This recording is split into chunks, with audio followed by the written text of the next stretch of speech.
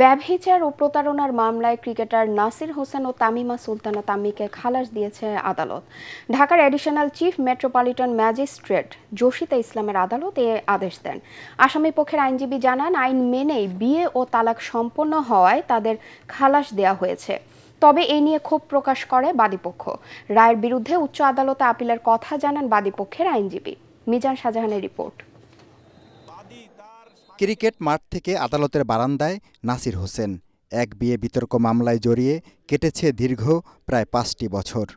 আলোচিত মামলায় রায় নির্ধারিত দিনে বুধবার দুপুর 12:15টায় চিফ মেট্রোপলিটন ম্যাজিস্ট্রেট আদালতে আসেন নাসির হোসেন ও তার স্ত্রী তামিমা সুলতানা তাম্মি। 12টার পরপরই মামলার রায় দেন বিচারক জসিতা ইসলাম।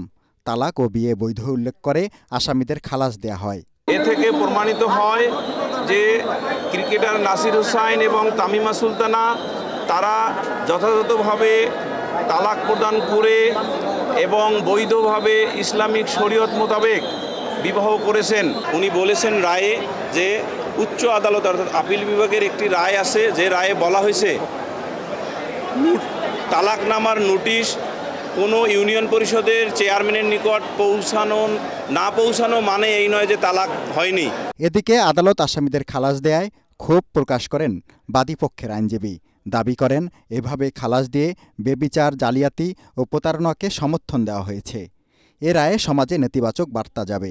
এরকম একটি রায় দিয়েছেন যেই রায়ে আমরা সবাই সংক্ষুব্ধ। আমি মনে করি অপরাধীদেরকে ছেড়ে দেওয়া বাদীর সাথে অন্যায় করার শামিল। মামলার যখনই লিখিত রায় বের হবে তখনই তার বিরুদ্ধে আমরা উচ্চ আদালতে আপিল করব। রাকিব তামিমা সাবেক দম্পতির 8 বছরের একটি কন্যা সন্তান রয়েছে।